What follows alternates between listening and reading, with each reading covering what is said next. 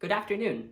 We are so excited to present for you today Beethoven's Fifth Sonata for violin and piano in F major, Opus 24.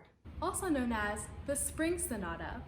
This sonata was written in 1801, which was a transitional time between Beethoven's early and middle eras. He dedicated to Count Moritz von Huys, who supported Beethoven financially and was a patron to many other composers in Vienna at the time. Beethoven ended up dedicating his Seventh Symphony, as well as many other chamber works, to von Huys. The easygoing beginning comes as a surprise after a more agitated Fourth Sonata. And of all his sonatas for violin and piano, the second movement of this one is one of the most serene and calm of the entire collection. In fact, this is his most widely known and recognized sonata of all of his sonatas written for violin and piano. This piece is surprisingly cheerful, full of optimism and youth. F major is of course a pastoral key, so we would expect to hear nature sounds as we do in the Sixth Symphony.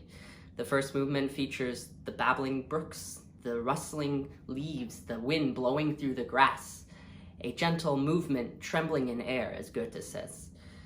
The occasional forest creature scampering away. Beethoven loved walking through the countryside, and this clearly inspired this particular work.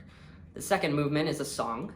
Beethoven is often accused of not writing great melodies like Mozart, but this is completely unfounded. His melodies might be simple, but they're still profound. There are depths of emotion that can only be found in his compositions. And one might expect to hear the lonely shepherd's call, someone singing out in the woods without anyone else listening in. It's very intimate, very personal, very special. Beethoven writes molto espressivo. The third movement is brief, skittish, maybe a bit flirtatious. Could be a deer scampering away. It could be a country girl throwing her braids across her shoulders as she's being chased through the field by her lover. Whatever it is, it falls quite naturally into the fourth movement, which is really pure contentedness. That joy and peace and happiness that you can often find in nature. I've certainly found it when I'm hiking, and one that Beethoven thought was very meaningful for him. He felt connected to God in nature. He felt connected to himself and to his fellow man. His contentedness is always important for us, especially at this time, as we remember not to take any moment for granted, but to truly live in each and every moment. Thank you so much for tuning in, and we hope you enjoy this performance.